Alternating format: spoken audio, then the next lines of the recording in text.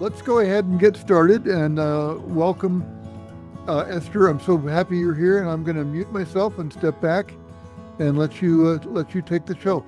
Yeah, I'm in Bloomington, Normal, so it's one of those hyphenated towns, and it's called Normal because Illinois State University, which is here, and I'm in the middle of the campus, which for me, former college person, professor type, eggheady type person, this is just delicious. And I'm sitting in a conference room at the Normal United Methodist Church. So you might hear stuff in the background, but that's just where I am. Hopefully the Zoom works beautifully. Please let me know if tech issues ensue. It's day 110 of this pilgrimage, 40 days left to go, under 800 miles left to go. So that's where I am. So welcome, friends. And Jeff, such a pleasure. I'm so grateful to have the opportunity to speak to this group, and so grateful to get a chance to get to know you. Those who know me well, and welcome to good friends like Deborah and Janet and Jeff, and I think I saw Sweeho there too, and Jane and Molly. Those who know me well know that speaking slowly might not be my forte. So feel free to unmute yourself or otherwise shout out if you can't hear me. And I won't be able to see the chat. So if you do have questions, I love to have this be as interactive as possible, even though I will PowerPoint us. I will be hitting you with slides and images. But please, if you have questions, if I'm talking too fast, if I'm using a term that you're not familiar with, just unmute yourself and speak up. Okay, can everyone hear me okay? Yeah? All right. I'm gonna go into PowerPoint mode now. So this is the title of the talk. Neither for nor against. I'll talk about the title more. Neither for nor against is a quote from a poem that's really significant in the Zen tradition. It may not be significant for all Buddhists and certainly not for everyone here. So we'll talk a little bit about it. What is faith in America is probably more acutely what this talk is about than anything else. But my starting point, this is my favorite place in the world. This is the Oregon coast. You can see the ocean, the Pacific Ocean, the not so aptly named Pacific Ocean because it's not so peaceful. You can see that in the background. I haven't been near an ocean for 4 months, and I miss it. And I wanted to start with this image for both to highlight the way in which I am always marking my distance these days as miles from home and what that is about and what home is and what it means to be wondering about what home is and where home is. I think that questioning is at the heart of what it is to be on pilgrimage, but I think it's also at the heart, that question of what home is, where home is at the heart of the American crisis right now. But I also wanted to be with the ocean, first of all, because I wanted to start with this poem. Within the secular mindfulness tradition, I teach mindfulness, among other things. We sometimes refer to Mary Oliver as Saint Mary because her poetry becomes like the liturgy of secular mindfulness. Anyway, this is a poem of hers called Ocean. I am in love with ocean, lifting her thousands of white hats in the chop of the storm, or lying smooth and blue, the loveliest bed in the world. In the personal life, there is always grief more than enough, a heartload for each of us on the dusty road. I suppose there is a reason for this, so I will be patient, acquiescent, but I will live nowhere except here by ocean, trusting equally in all the blast and welcome of her sorrowless salt self. I will live nowhere else but here, by ocean, trusting equally in the blast and welcome, in the blast and welcome of her sorrowless salt self. So I think at the heart of this talk today is this question for me, which I think is the question of faith, the question of trust. What does it mean to trust equally in all the blast and welcome? And what is that sorrowless salt self? Can we really live nowhere but here in the middle of both welcome stuff and not welcome stuff? How do we do that? How do we live with the ocean? How do we live with the salt self? Grief, as Mary Oliver says, there's always grief more than enough. I think grief is at the center of this question. But let me back up. This pilgrimage, this is where it started. You guys may recognize this image. It started on February 28th with that moment which kind of flipped the switch for me. The sort of moment where all of the breaking of norms kind of took a whole new level, right? The Zelensky-Trump moment. And I was shocked then. I felt overwhelmed with a whole flurry of emotions. And my prevailing thought at that time was, why aren't we in the streets? Why aren't we all in the streets? I had this strong impulse that I keep talking about in terms of like my Forrest Gump moment, like, I've got to move, I've got to walk, I've got to not run, walk. I got to go to Washington. And that impulse, which kind of crystallized for me the very next day, March 1st, it's like, okay, so what is this? What is arising in me? Where is it arising from? And because of the way I think, immediately it's like, what is the archetype here? What is the thing arising in my heart here? Is this it? Is this about marching? Is this an image of protest? I came to realize, like, no, that's not really what this is. I came to realize that this was about grief. That underneath is this making sense? Underneath the shock, the outrage was this strong grief. And over the next 3 weeks, the rest of March, basically, I realized that what I was feeling was the need, not just for the body to walk, not just to move, but to move out of grief. Like literally in that phrase, to move out of grief, like to move motivated by grief, but then also to move out beyond the land of grief toward restoration. Yes, David. Oh, did you not mean to raise your hand? Okay. Well, Zoom does its thing. To move out of the land of grief. Well, that's the work of pilgrimage.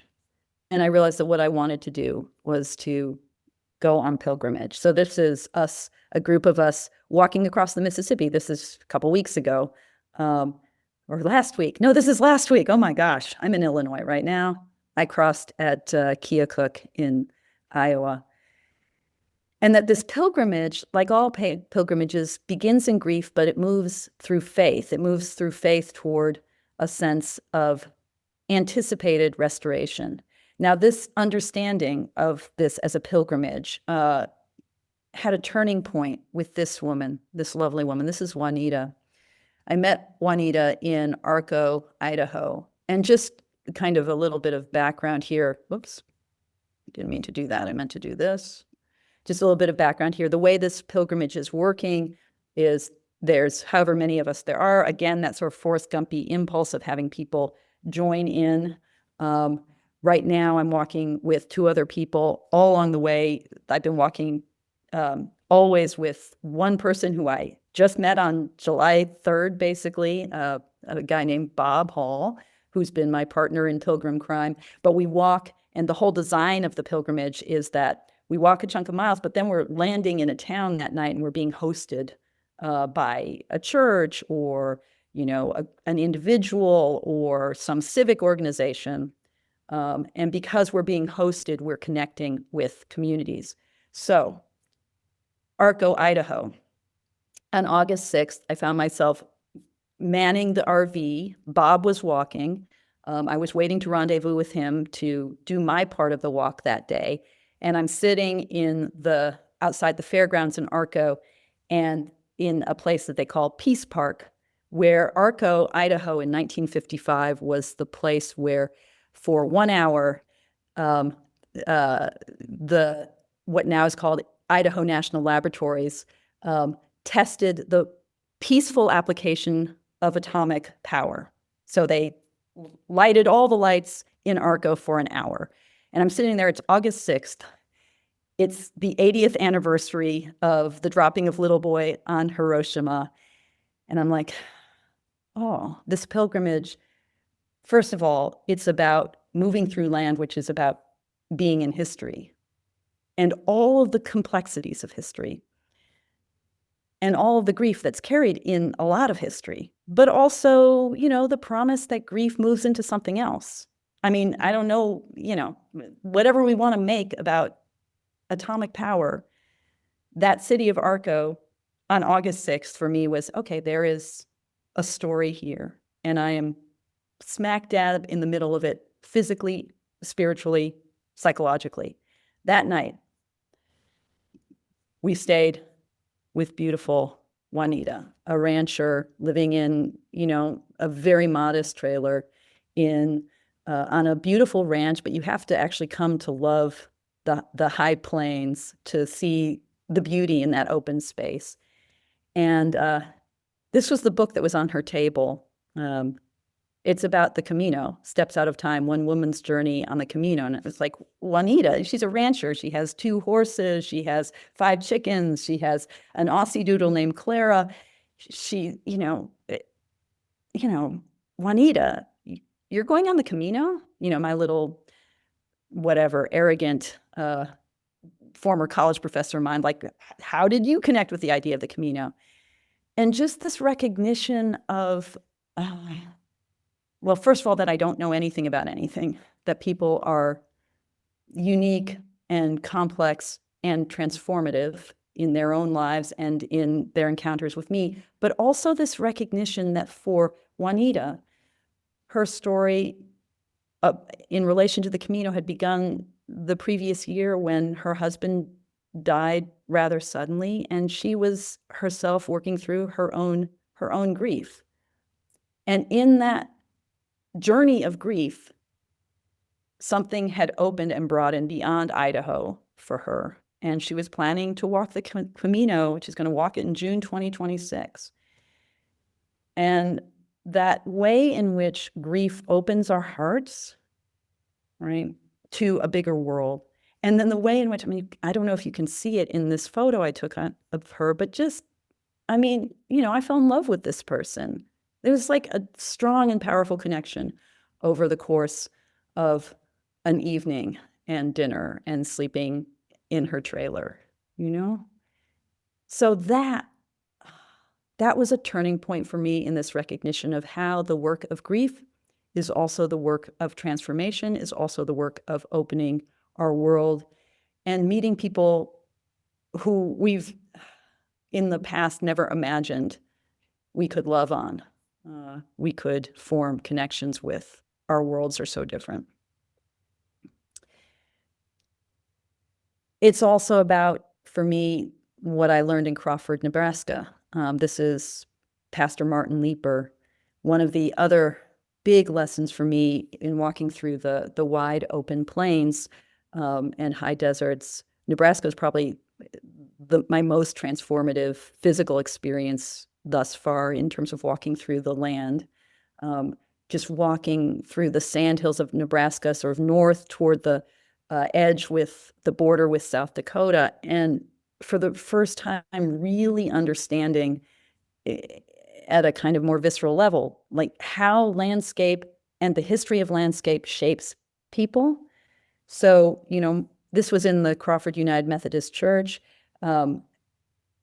Pastor Leper, although he spent his boyhood in Nebraska, he moved with his family as a young person to Bennett County in South Dakota in 1970. Bennett is in the heart of the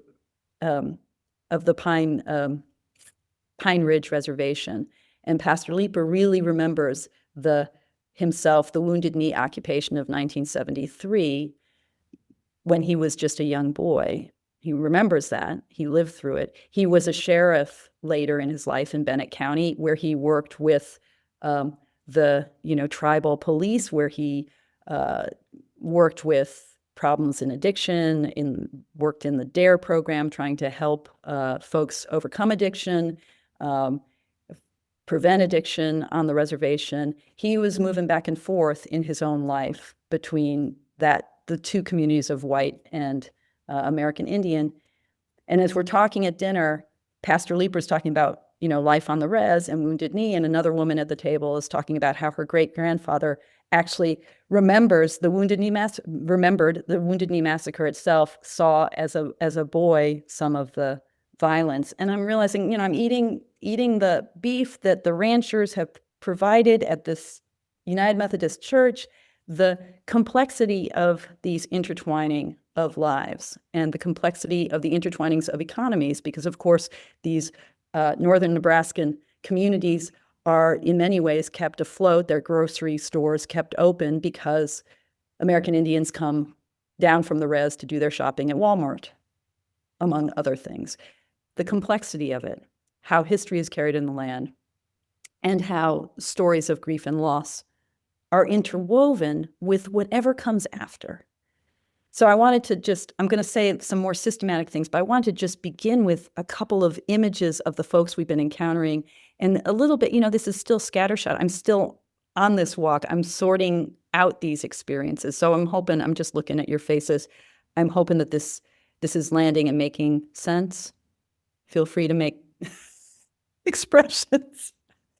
Don't we love Zoom? Okay. David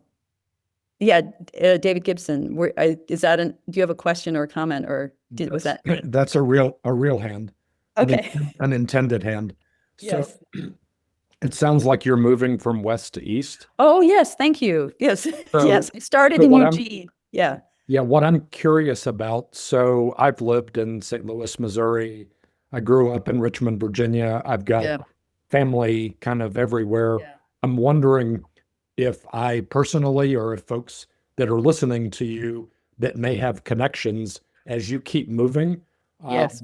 I know, what you're doing, being hosted in churches or by communities, is there a way that we can support you? Oh, yeah. Thank you for asking that question. Almost as if I asked you to ask such a question. Yes. So the quickest way is just to, and I'm just going to put this right in the chat, is just to email me, sd@libertywalks.org, or even, that's my phone number, which is available on the website, so it's no secret here. But yes, that's the whole idea. So we're trying to build community and connection. And what I love, we still don't quite know where we're going to be staying Wednesday and Thursday nights. Today's Tuesday. But the pastors, Kathy and Ken King Nobles, that we're staying with here in Illinois, in Normal, are calling down the road for us. So that I love when things are organized in advance, but it's beautiful when we're passed from one connection to another. That sort of improvisational energy is so much at the heart of things.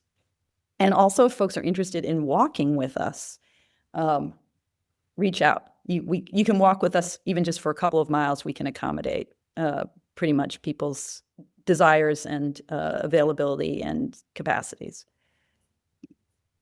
Okay, so Juanita, Pastor Martin, just two examples that for me were very kind of pivotal in me understanding the relationship between histories of the land, personal histories of grief, and the possibility of the heart opening, the heart connecting, the possibility of empathy. One of the things that I've been saying throughout this pilgrimage more and more during this time when it's, having a conversation with someone about a position that you don't agree with, even having conversations with people with whom you agree 99% on everything, but there's this one thing that if you bring up that hot button topic, everything explodes. Existential pain of disagreement. discourse is failing us right now. Like the idea that we can move across our silos, our different information systems, our different assumptions, that we can somehow get to a rock bottom common ground, that doesn't seem to be working so well for us right now. Even in communities where we agree with each other, there are the things, right? Does this resonate? But when discourse fails, empathy works. And so I'm an interfaith chaplain, so this is a kind of chaplain-y perspective on things. Empathy works because we've all experienced loss. We all have achy, breaky hearts.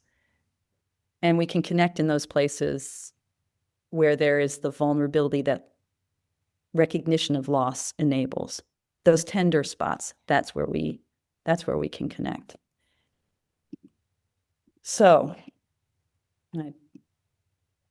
it's not just about connecting with individuals or with the land. Pilgrimages are also about connecting with our own history, our own karma, our own selves. So this is little Esther back in the 1970s. I just love that this is me with the Liberty Bell, and I'm like, I wasn't thinking about this image when I came up with the name of my nonprofit, Liberty Walks, but apparently I had a great love of this moment in Philadelphia visiting my cousins back in the 70s. There it is. There's the bell, and it's got a crack in it, but still so precious to us, right?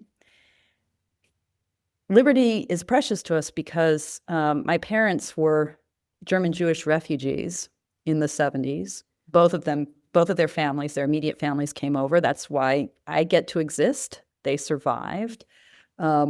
This is my mom. I am thinking, David, you were mentioning Richmond, I think. Did you say you had been in? I think this might be my mom in Richmond, Virginia, just a few years after they moved. They first arrived and settled in Boston and then moved south. Both my parents' families were welcomed in New York Harbor by Lady Liberty. That's why I get to exist, right? So I am aware, my lovely, intrepid mom here in the trees, I am aware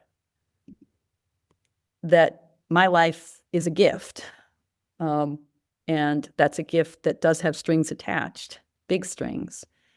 Both my parents came over here with nothing, as refugees. They both went on to benefit from that moment in the American dream. They got good educations. Not only did they get good educations, they both became physicians. My mom went to medical school in the 1950s at Duke, which had been accepting women into its medical school from its beginning. So she was, one of 5 women in her graduating class. Not only did they become doctors, they became professors of medicine. So they were training future generations of doctors. I grew up with a beautiful middle-class life and a sense of possibility that I as a woman could do anything. What a gift. And so that Trump-Zelensky moment, the level of grief and the sense of all this beautiful stuff I had inherited, that was broken, right? That's my grief. And that sense of kind of karmic responsibility, that's what I'm walking out of, in both senses of the phrase, to walk out of. And so, this requires faith. So I've been saying from the get-go of understanding this as a pilgrimage. This is Lady Liberty. This is our logo, Liberty Walks. Isn't she cute? She's got those boots made for hiking. These boots are made for walking, and a bedroll and backpack. And she's on the move. This walk is an act of faith in the we that has fueled American democracy for nearly 250 years, right? That's the idea. But what is that faith? Like, what does faith mean? And that's been kind of the central koan of the pilgrimage for me. So the title of this talk, Neither For Nor Against, comes from this 7th century scripture poem written by the 3rd Chinese ancestor, who, with the Japanese pronunciation, we say Kanshi Sosan, Verses of Faith Mind. So I'm just going to read, these are the first 4 verses of this sacred poem. The supreme way is not difficult if only you do not pick and choose. Neither love nor hate, and you will clearly understand. Be off by a hair, and you are as far from it as heaven from earth. If you want the way to appear, be neither for nor against. For and against opposing each other, this is the mind's disease. Without recognizing the mysterious principle, it is useless to practice quietude. It's useless to meditate, right? The way is perfect, like great space, without lack, without excess. Okay, that's how my Zen tradition defines faith, and it's very Zen-y. It's actually very Taoist, right? Probably doesn't make a whole ton of sense if you're seeing it for the first time. My teacher, my abbot, Edjo McMullen, thought these lines were important enough for me that he wrote them on the back of my ordination Raksu, complete like great space, no lack, no excess. What does it mean to say, if you want the supreme way to appear, be neither for nor against? For and against opposing each other, this is the mind's disease. The way is not difficult if only you do not pick and choose. Now, I think within the most kind of common contemporary understanding of this, from sort of Buddhist-infused American culture, it's like, okay, when we pick and choose, we suffer because, you can't push away the bad stuff forever and you can't hold on to the good stuff forever. We're all impermanent. So if you want to be at ease, if you want the way to appear, practice equanimity. Practice not choosing. Okay. If that's the truth, and what I'm saying right now, that a path of faith in times of difficulty is to be equanimous, to neither pick nor choose. When my heart is going, no, when Zelensky is being shouted down in the Oval Office, is it's like, I'm neither for nor against. Is the central teaching, you can see how I'm stacking the deck here, is the central teaching of Zen Buddhism to say, don't be attached, don't pick and choose, be Switzerland? Is that the medicine? Is it be Switzerland? Is the middle way of Buddhism about cutting down the middle, not choosing, not picking sides? And that is one interpretation. There's a lot of practice that brings a lot of ease, especially in times of turmoil. We're like, just, be in the middle. Don't fall off to this side, don't fall off to that side. Or more subtle versions of it, like, don't be so reactive. I mean, certainly that's wholesome. Like, don't shoot off in one direction or another. But I'm sorry. Like, I'm gonna be, as Eve Marco would say, I'm gonna be attached, I'm gonna love, I'm gonna hate. This being here has preferences. I'm gonna pick and choose. I want some cream in my coffee this morning. I'm not okay with it black, I like maple syrup on my oatmeal. I'm gonna pick and choose.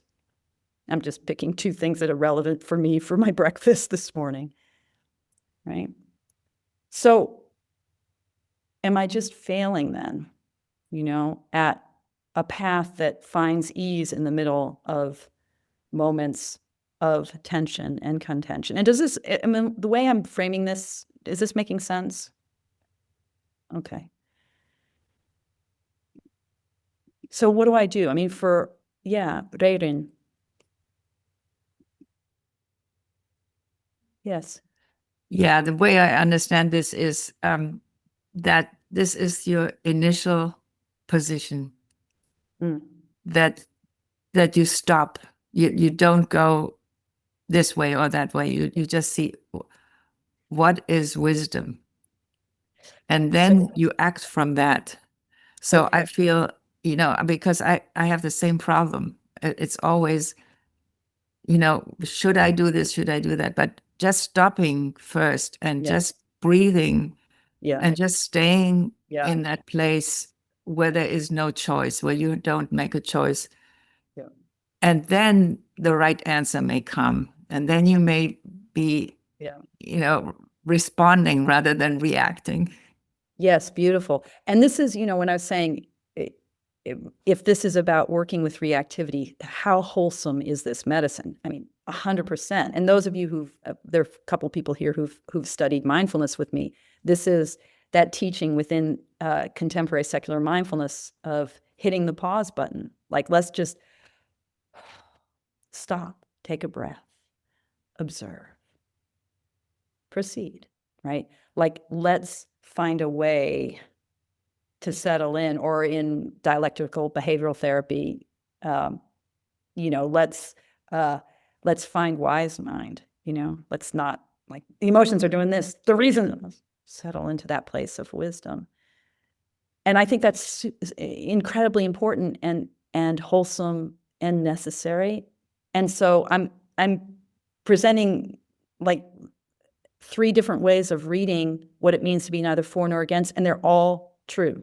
Of course, I'm saving what I think is the most critical one, like the most difficult and crucial one, for last. But yeah, this path of equanimity, we got to find ways to settle so that we can, the water can become clear when it's turbulent. And yet, what does it mean, again, to think about Mary Oliver's poem? What does it mean to really be able to embrace both the welcome and the blast? These moments where we completely settle might be moments where we bypass the intensities of the welcome and the blast. And so then I think another way of understanding this neither for nor against has to do with groundlessness. So, the sort of teaching of, the world is standing on the back of a turtle. What's underneath the turtle? Well, it's turtles all the way down. That idea that it's turtles all the way down, that to really be neither for nor against, it isn't just about that equanimous pause that tries to find the settled place between extremes. It's actually about living with groundlessness. So how do we live with groundlessness? I want to give a couple examples in my own life about that kind of recognition of groundlessness. So, first of all, this is a kind of central teaching also within my tradition, within the Perfection of Wisdom scriptures, which is to say that what it means to be a bodhisattva, what it means to be someone committed to the path of awakening, committed to the way, to a way that moves out of suffering, is to recognize that we have nowhere to stand. We can't be for or against because we can't actually stand firmly enough in a position to say, I am for this, which means pushing off against that. So we have nowhere to stand. We're not going to rest in some middle position. There's that recognition that there's nowhere to rest. So that groundlessness, the examples from my own life of that. The first is, this is my wedding photo. Look how young and naive I am. That's my hubby, Ezra. So I had this experience when he and I were falling in love. And of course, that word falling in love is exactly to the point. When you first start courting someone, and I don't know, this kind of dates me, but you bring out your LP records and you start playing songs for each other. I guess you can do that with Spotify, and you start playing each other your music. And I remember Ezra, I was sitting on the couch in his house and he's playing me all of his music. And I just had the pit of my stomach, like the bottom drops out. It's turtles all the way down, this groundlessness of falling in love. And it was so wonderful, but also so terrifying. I just skedaddled out of his house. I'm like, I left something on the stove. And I went back to my house. I was like, Of course, I ended up marrying him. So that groundlessness of falling in love becomes grounded sooner or later. I had the same experience when I met my teacher. this sort of groundlessness of like completely falling in love with the Dharma. Groundlessness can be like that, exhilarating, beautiful, not equanimous at all. It's huge, right? Living with that vertigo of, I don't know what my life is. I don't know what life is. I don't know. Something is here that I can't stand on. I can't stake my feet in this place and be like, I know what, and yet it's everything. So it can be like that, but it can also be like this.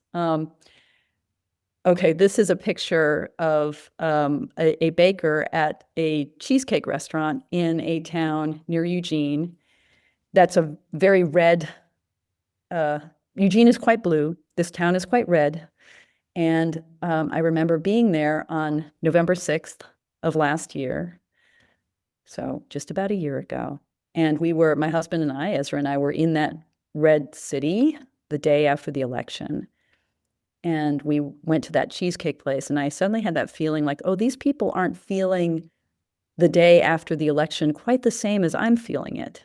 And I looked around, and I was like, oh, I saw all the signs. I realized, okay, this is a very, this restaurant is coded in a certain way, and these are not my people. Have you had that experience where you're suddenly like, oh, these are not my people? Where am I? I'm like 40 minutes from my home, and yet these are not my people. That sense of the ground dropping out. I don't know where I am. I don't know who my neighbors are. I don't know who I am anymore.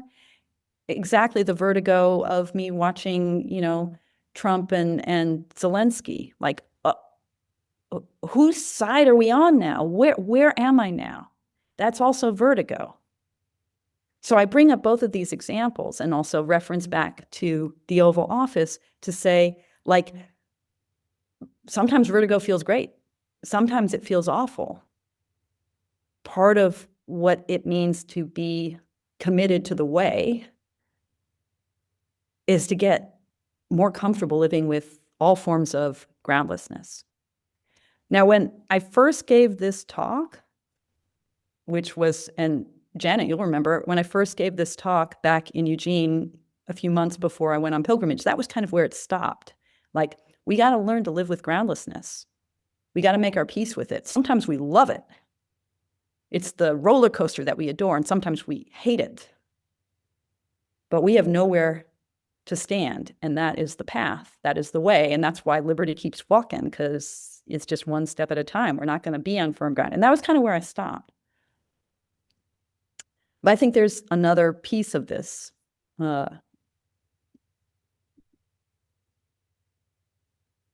Which comes to a point about the ways in which often contemporary readings of groundlessness can kind of sugarcoat what groundlessness is into a kind of fetishizing of the present moment. Like, okay, there's nowhere to stand. We're just going to be here now.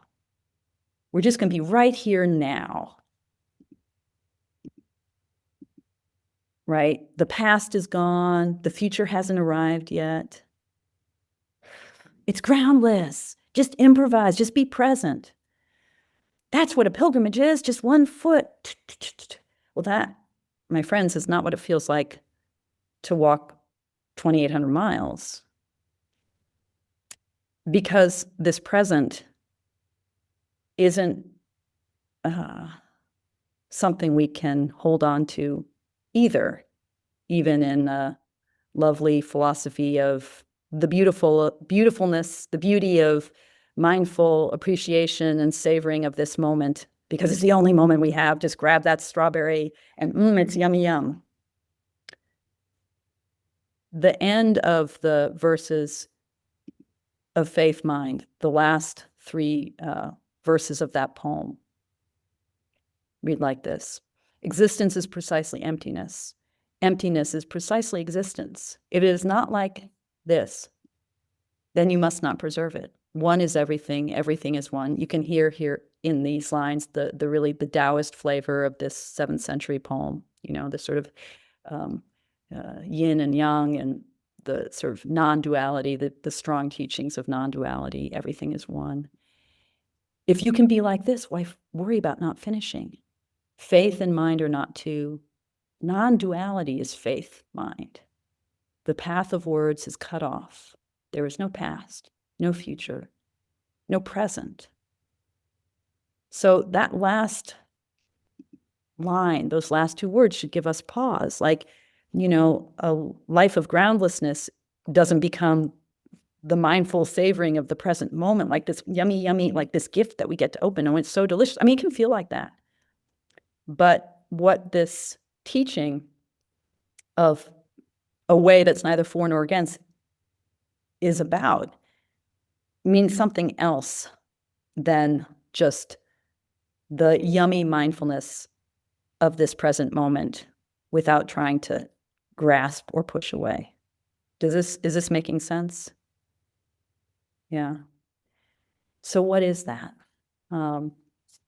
And this is where I come back to what I experienced in Arco with Juanita, or what I experienced with Martin Leper in Nebraska, in Crawford, which is the way in which this present moment, its groundlessness, is caught up with all the saturation of history, all of the grief, all of the loss, all of the desire for restoration, all of that karmic intertwining of forces. This moment is groundless, not because it doesn't have deep roots, but precisely because every moment is so deeply rooted in everything else. And so I come to this teaching, I think, if the next slide is what I think it is. Oh, well, the next slide is something else, because, life surprises us. This is a picture from Emden, Illinois. This is where I think we get to the question of what does it mean to have faith in America? If we're approaching faith from the Buddha Dharma, or from a perspective of trying to work through the issues of interconnection, of our interdependence on one another. So what is faith in America? What does it mean to walk through this land? And where I'm coming to, I think, is the importance of atonement. To recognize that I have nowhere to stand will actually require recognizing that I have to stand right here in my own life. That I can't, it's not taking sides isn't about I have no side. It's about the complete sidedness of this life, a complete avowing of this life in all of its complexity, in all of its moral nuance, in all of its complicity, in all of its liberatory potential, in all of its dark and twisted karma, in all of it. And for me, I'm realizing this is the path of atonement, in the literal etymology of that word, of at-one-ment. If I want the at-one, non-dual, all the yumminess of groundlessness, of recognizing our profound interconnection, I also have to recognize my own, forgive my Anglo-Saxon, my own shit. And how my shit is connected to lots of other shit. Martin Leper is an amazing pastor. He did amazing work on the reservation. There also is an Indian reservation, right? The land is blood-soaked. The land is gorgeous. The land is everything. The land is also me and my walking. And so I want to bring out one last kind of teaching from the Pali Canon this time, not from my Zen tradition, and then see if any of this made sense. So this is the repentance verse from Soto Zen about avowing my karma. But that's not the thing I wanted to bring forward. These are the Five Contemplations from the Pali Canon. So the first four seem pretty straightforward, I think, because they recapitulate the truth of impermanence, I am of the nature to grow old. There is no way to escape growing old. I am of the nature to have ill health. There is no way to escape having ill health. I am of the nature to die. There is no way to escape death. All that is dear to me and everyone I love are of the nature to change. There's no way to escape being separated from them. Those first four help us understand why picking and choosing in the language of the verses of faith mind leaves us unsettled, because everything is going to pass away. I can't hold on to anything. Everything is going to disappear. The fifth verse, I think, is the one that often gets left out of contemporary understandings of groundlessness. My actions are my only true belongings. I cannot escape the consequences of my actions. My actions are the ground upon which I stand. My actions are the ground upon which I stand. So we are groundless, but that groundlessness is also the profound groundedness of all of our actions and all of the actions our actions are tied to.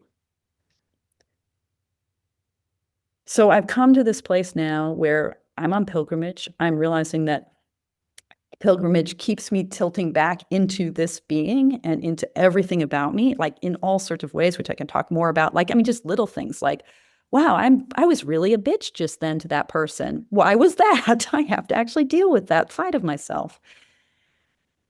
But this pilgrimage has also led me to think, oh, the problem is, culturally, historically, psychologically, none of us want to atone. It's not fun. It's terrifying. It is the experience of groundlessness to grapple with our own history and the history that we are tied to.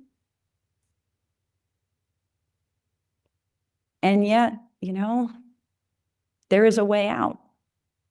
It's called reconciliation. All the major world religions and philosophies recognize it, the importance of reconciliation, but it begins with that facing of what's here right now.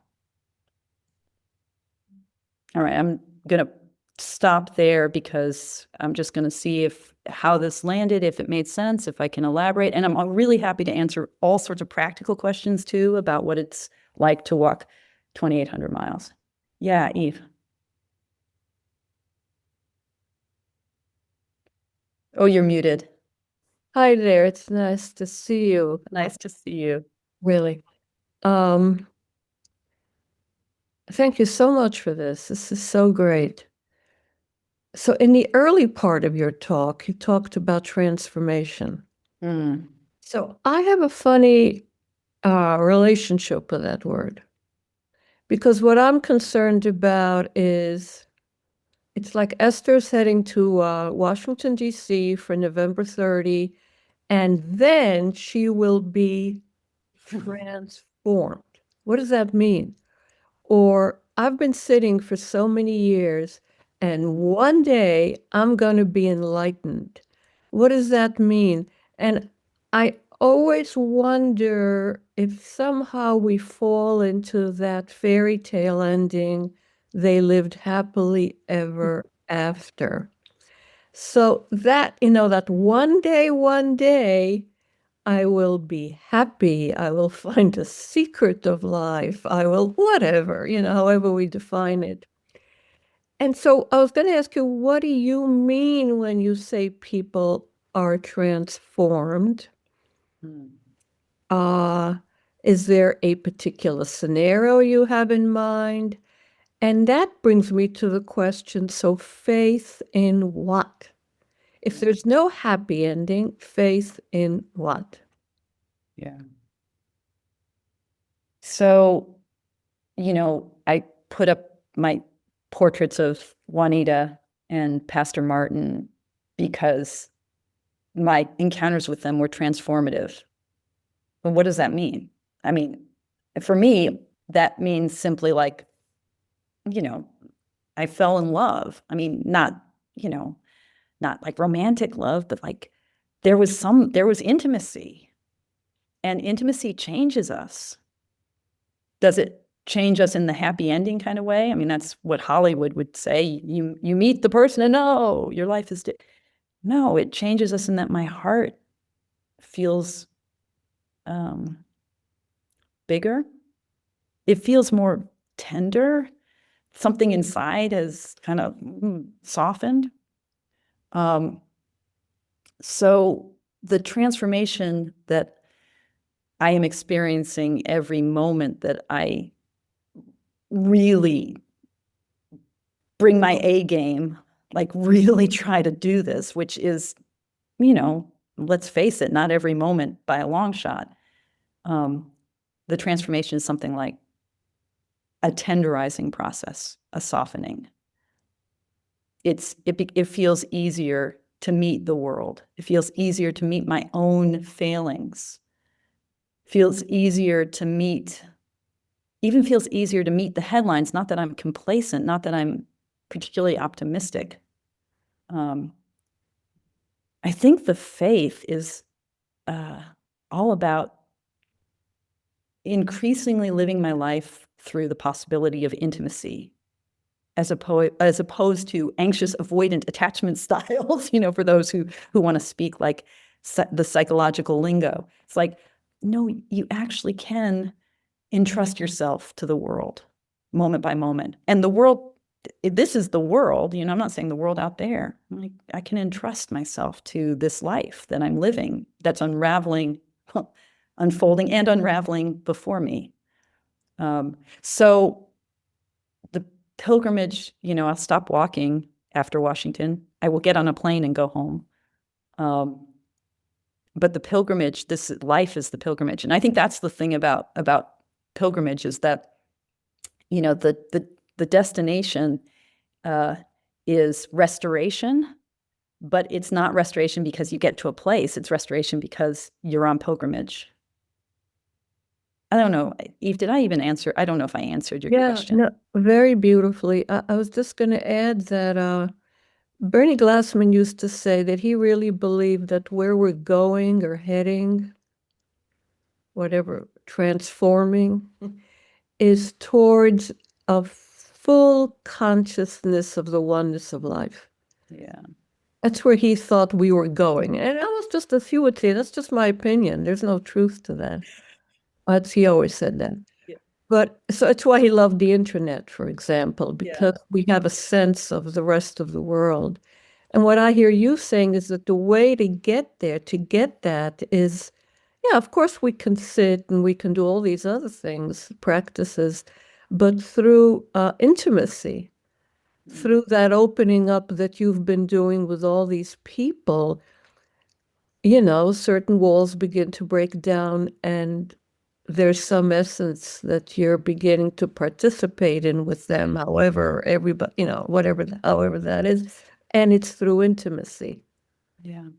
That's what I'm kind of connecting with when I'm listening. No, I love that reframing and responding. Yeah. It's, when I had that vertigo moment in the cheesecake store in the red city near my city, it was like, we're not family. I am other, you are other. And so how do we regain a sense of how do we build for the first time kinship? And, to be honest, it's an uphill battle. I'm now in a very progressive place right here in a college town, in Illinois, in a progressive church environment. And, we're all locked in, even those of us who espouse non-duality and oneness and inclusion, we're all so locked in right now. So finding the ways that we can just become more porous, which, meditation really helps becoming more porous.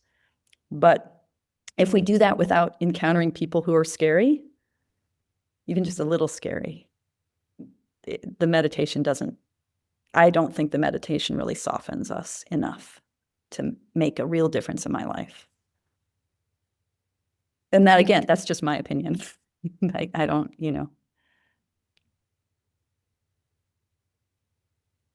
other thoughts or questions or things that didn't quite make sense or didn't click. Yeah, Sweeho. Sorry, I can't be on camera just where I am at the moment, but when in your first of all, thank you for all these reflections. As usual, I found much to contemplate and much that I didn't understand, but I will keep trying. But I've noticed in your blog posts that you have mentioned COVID a few times and the pain of COVID and the impact of COVID. And I'm just wondering if you could say a little bit more about that. Yeah, I'd be curious what you're hearing in those mentions of it too. Where we are now, like COVID, I don't think I'm alone or unique in thinking that COVID kind of accelerated something that was already happening in American culture and world culture, but the isolation that it imposed and the ways in which, it normalized that isolation and normalized the dark side of the internet, which is, being in your little anonymous bubble where you can just, level attacks without really feeling the devastating impact on empathy that the isolation has enabled. So it has been a theme all along the way. And I've met a bunch of people who, whose view of the pandemic is like mine. And I've met a ton of people whose view of the pandemic is not like mine. I've been in churches where, churches that have disaffiliated from their nice progressive denomination because of COVID, because of what that the church hierarchy as they viewed it was making them do, so it definitely affected American Christianity in so many ways, both by exacerbating tensions within denominations, by affecting the health of congregants, some people, literally being lost to the pandemic, or affecting the mental health of congregants or their children. People, so I am hearing all across the spectrum of political and sociocultural viewpoints that COVID made everything harder and worse.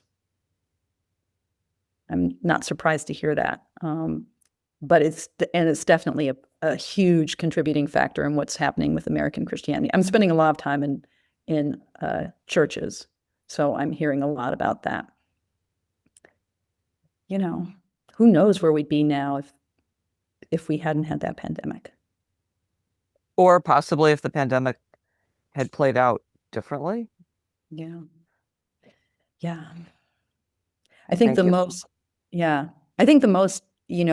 like, again, I'm sort of attuned to themes of grief, both because of my melancholy and my family history, and then also being a chaplain. I'm probably attuned to being a chaplain because of my family history.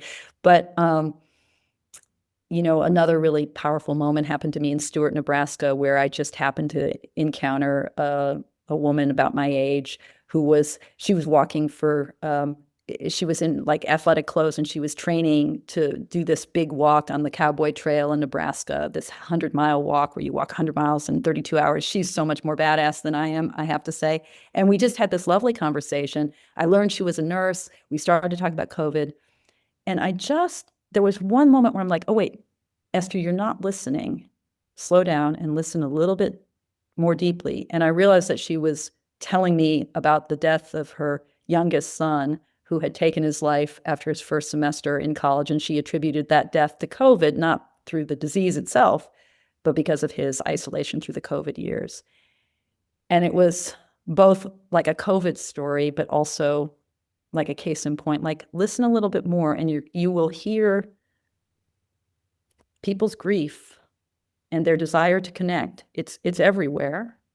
They're intertwined. Grief and desire to connect are intertwined. And if you just shut up the yakety yak in your own head a little bit, you will hear it from them. So in the course of 20 minutes, I learned about this woman's, most recent awful thing. And also she was lovely and happy and living a full life. Both were true.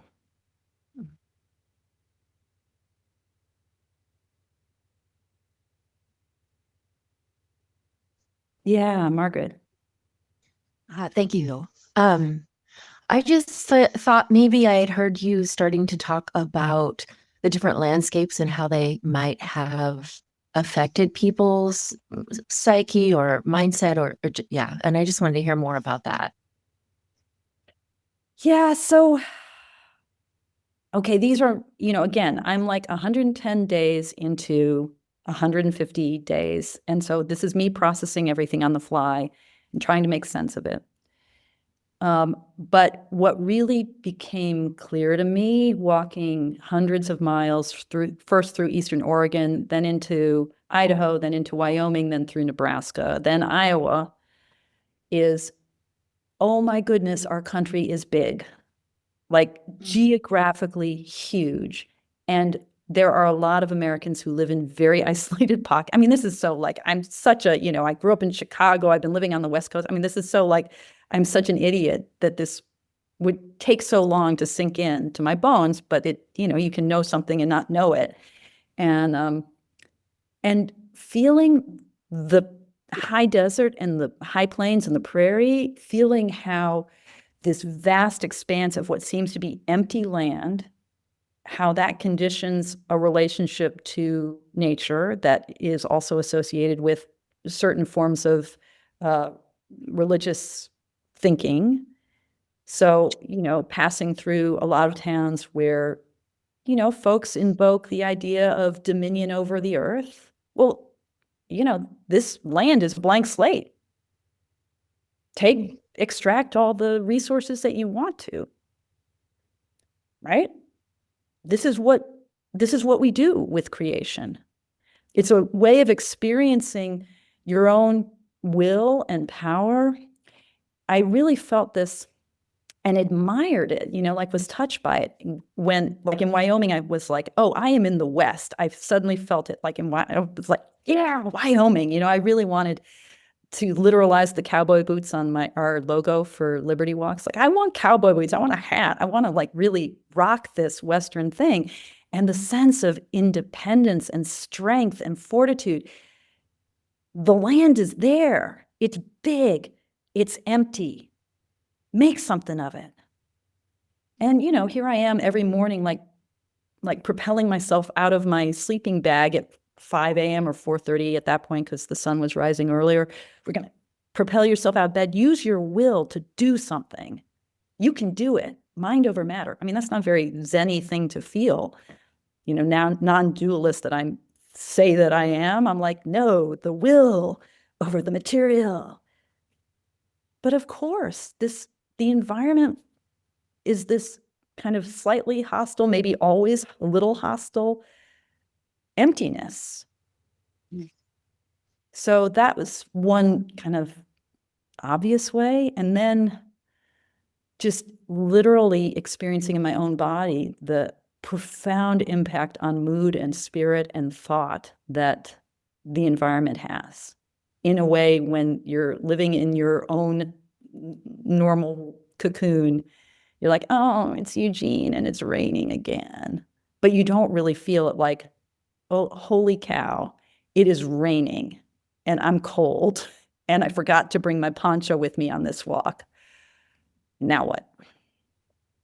So I don't know, Margaret, if that was a very satisfying response. Yes, thank you so much. Yeah.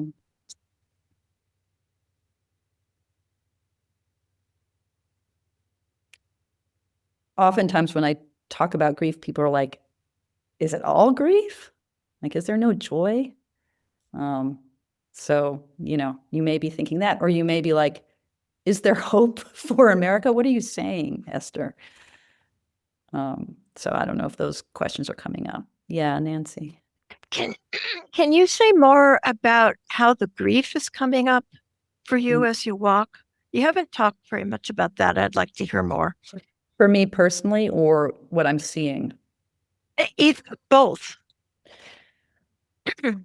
Sorry, I have a dog here that's wanting a walk here, but I'll listen. Okay, fair enough. Well, for me personally, I mean, I am almost 2,200 miles from home. So this pilgrimage is literally making me realize my distance from all the things and people that I know best and that know me best. I mean, I've been away from my husband. He's coming to visit actually in a day, so that's awesome. But I've been away from my husband. I've been away from my family, from my dog. Speaking of dogs. And so that has made very present something that was true enough to propel me onto this pilgrimage to begin with, which is the sense of homelessness, like it, referencing the destruction of, the East Wing, like things are being, literally, this is my experience, things are being broken apart. I was a university professor for 20 years.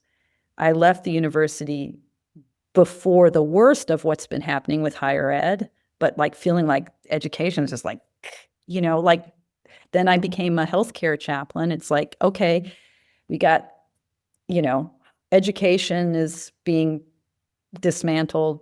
Our confidence in public health and, healthcare. I mean, everything's broken. Everything's been broken for a really, really long time, but it's different when the wrecking ball gets taken out and really, right? I mean, this is one girl's opinion, but I'm hoping that the shorthand I'm speaking makes sense. It may not resonate, but so that's, the fact that I'm missing home is linked to the fact that home feels like it's getting blown to bits. And it was broken anyway, but I still don't want to see it broken apart. So that's very alive for me. I'm walking in places where I can't necessarily process the headlines with anyone. My co-pilgrim does not have the same politics that I do. We don't talk about politics. I actually just wrote a blog about this today. We don't talk about politics hardly at all. But I know he's reading different stuff than I'm reading. So, when Charlie Kirk was murdered, he was watching the eulogy. I was not. So that's a grief too. Like I am, and that's helping me understand part of the grief that is everywhere, I think, right now, which is that we're, and I saw Molly, you're here. I know Molly is studying grief process and thinking about how to work with that clinically. And, I think we're all grieving, but we are locked out of good collective forms of mourning. So we can't process the brokenness of our world together. This is a problem. And one of the things that's required to process loss is actually a reconciliation process where you work through your own, it's like you lose a loved one and you can't mourn them if there's unfinished business. I mean, you can kind of mourn them. You know what I mean? There's reconciliation. It has to be a part of the mourning process. So how does America, how does our culture, how does our society work through the pain of a broken world without a process of reconciliation? How do we as individuals work through our own pain when collectively we don't do it? Now, I did not go to a No Kings rally because I was walking through Red, Illinois. I was on Highway 136.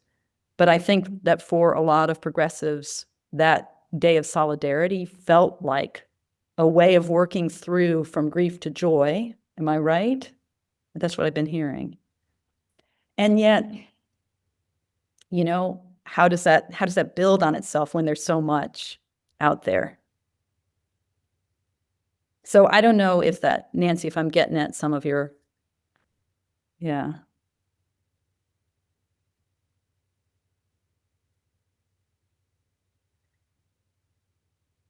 Yeah, Diana. So I'm not sure exactly how to put this all together, because you've really touched on so many topics that move me. the reason why I joined was the neither for nor against, because I feel like the division that I'm seeing, and I think where my grief lies is in that division, whether it's political party division, and I used to do, and I'm a retired educator, a retired Spanish teacher.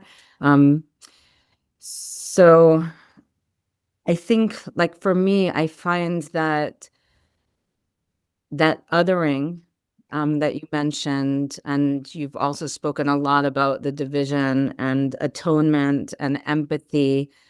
So I find, like, for me, a challenge, and being a Spanish teacher in the 27 years I taught Spanish, and how to listen, which is a process. Transformation is a process, and it's happens all the time.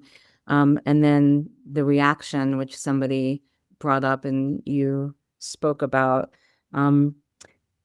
So I think maybe if you could talk a little bit about maybe how, if you walked into that bakery today, that woman who was joyful at a time where so many people felt anxious and stressed, like how to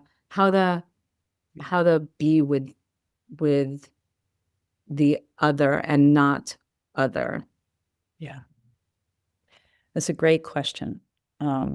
So it starts for me,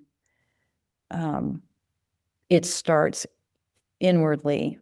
Like, I got to be with the little abject Myoban Esther inside me, right? So recognizing her.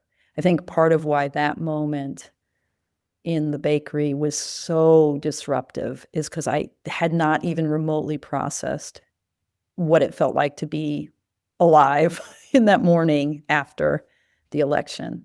So I that was all like just a swirl. So finding a way to be with that little scared person in me that I tend to push down and pretend that she's not there. I got to be with her. And then to move, like, this is, Juanita was such a huge moment for me because she's such a loving, open, vulnerable, trusting, kind woman. You can just see it in her face. I think in that picture, I love that picture because it just captured like how glorious she was, how gorgeous she was. Like, not othering her is easy. So let's start with the easy peasy stuff. Don't start with, your crazy uncle who's spouting conspiracy theories and saying hateful things. Like, okay, he's going to be other for a while. But I do think, and I think there's lots of like, kind of meta practice within a Buddhist or sort of mindfulness tradition can work with this. Like, you actually can grow more comfortable and confident in meeting those scary places because you're meeting the scared little one in you, ultimately. It's got to start there. It's got to anchor there. And none of this, I had a conversation last night. None of this means that we stop worrying about folks who are not in a position to cozy up with hateful folks, this walk, I've met lovely people who've treated me beautifully. I am a, white, straight woman, who's also an interfaith chaplain. And so I can talk about my Jewishness, but I can also pray in Jesus' name, so like it's easy for me to enter into spaces that are threatening, even if it's hard for me. So none of this to suggest that this is equally the same practice for all folks. But I'm using what's easy for me to do. I'm using my privilege to do something. If that makes sense.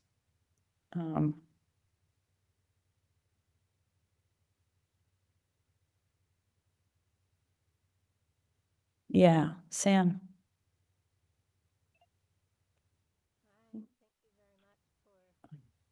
Can you hear me? Yeah, you're soft. Okay. No, I'll get a little closer. Oh, that's better. Okay. Sorry, I'm on my phone. I'm actually I'm a fellow pilgrim. So Yeah. I believe all of us here are pilgrims in our own ways. I've been living in a hermitage on wheels for over 3 years now, Wow. with a very clear intention for wandering retreat into the world.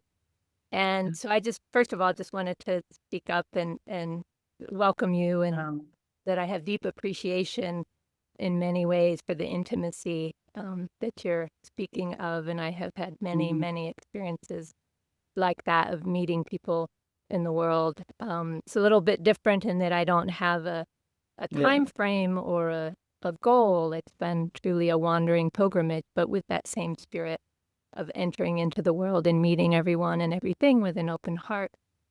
I wanted to hear maybe any thoughts you have. I haven't heard you speak directly about working with fear, and that part of, I think, what's underneath a lot of the practices you've been mentioning is that's the practice of give no fear, of the truly deep practice of dana, of fearlessness, to really meet everyone as best as we're able, including ourselves, with that open-heartedness and that fearlessness. So I just was curious about that to mention, and then also would love to hear anything about, for me, I tend to move between sometimes being in community very intentionally, or camping somewhere where I know that I'll meet or engage with people, and then other times in deep solitude in relationship with the land and with the silence and the sky. And you haven't spoken as much about that I'm guessing in these periods in between the churches, when you're walking, you may have some people with you, but I'm guessing that there is also times of deep silence and solitude.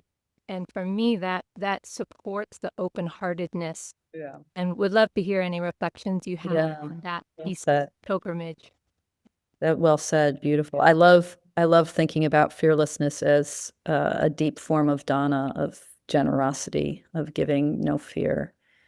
I mean, to speak to the solitude, that's actually, I mean, we're doing this in a very compressed time. So one of the deep problems of the structure of it, like the next time I do a pilgrimage, which I don't think there'll be, who knows, but there's not enough downtime, and there's not enough meditation. Like, it is really, my days are full. And so the sort of formal, like, let me just, I've got my little zafu, my little black cushion with me, but the days when I'm formally pulling that out, or, finding some place to sit, are few and far between. And that sort of formalized settling into silence is really hard to do when you're, all right, we gotta get to Champaign-Urbana on Friday. We got a place to stay there. So then what happens, though, is I'm walking by myself every day because just of the nature of the beast. And I love it. Oh, it's essential. So there's, 4 to 5 hours a day where I'm just walking. And there's something about being a biped. If you can walk, if your legs are working for you, oh man, we are built for this. And just that, like the front and back foot and walking, to quote another Zen poem, this is non-duality in our body, and it's powerful. So I love it, and also hate it because it's exhausting. But that's what snacks are for. So the fearlessness, like, I have not been scared on the road. I mean, there are moments where I've reached for my pepper spray. I've not been literally scared very often, like scared of something happening to me. And I have not had time to process some of the other fears. But I will say I'm not sleeping so well. So it's clear to me that my unconscious is doing a lot of work, and some of what it's doing is processing fear, because, it's, I have built this life for myself over these 5 months where I don't have a choice, really. Like I do. I mean, I could go home, you know? So it's just, okay, you got to face this. You just gotta. And so you do. And so then when does the processing of that thing that was really scary happen? That's an interesting spiritual and psychological conundrum. My experience of fearlessness is not so much fearless, just living with fear, you know. We just had a Dharma dialogue within my community the week before with Michel Ngudab, who many of you know, through Zen Peacemakers, and he was talking about freedom in instead of freedom from. And Yeah. in my experience, when I'm meeting people where I notice, a difference of opinion or an intensity in the interaction or something, I notice that fear arising in my body in that moment, and that the processing of the fear happens right then, in being with that fear. And then there is freedom in the fear, not freedom from it, but right then noticing as it arises and being with whatever. Yeah, that's beautiful. With that person in that deep intimacy, I've met people from all walks of life as well and developed deep, deep friendships with the most unlikely pairings, and how much, the communities of care that, Yes. that are alive all around us, and that I think in our silos we don't see. So that's, for me at least, that's the practices of pilgrimage that gives that brought to me. That's beautiful. I would say that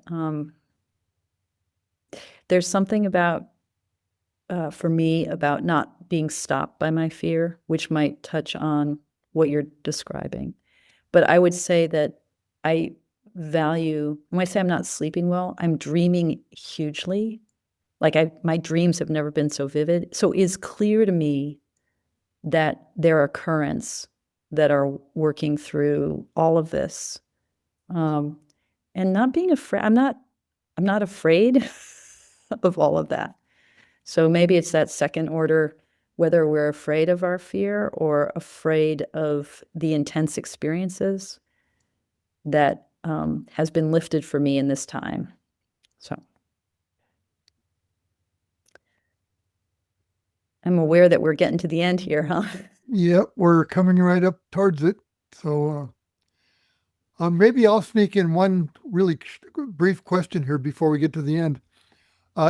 In these 100 days, Mjolnir, has your faith in America grown or waned? I think in these 100 days, I have come to better understand what faith in America means, and that it is 100% relational. So, I play a huge part in that faith in America. Like, there isn't separate from me. Do I think that we're going to be okay? I have no idea. Do I believe that the human heart is okay? 100%. But I'm really aware too that my sense of time and our cultural sense of time is so minuscule. Like, the chances of things getting sorted out in a timely, what feels to us like a timely way. Like, yeah.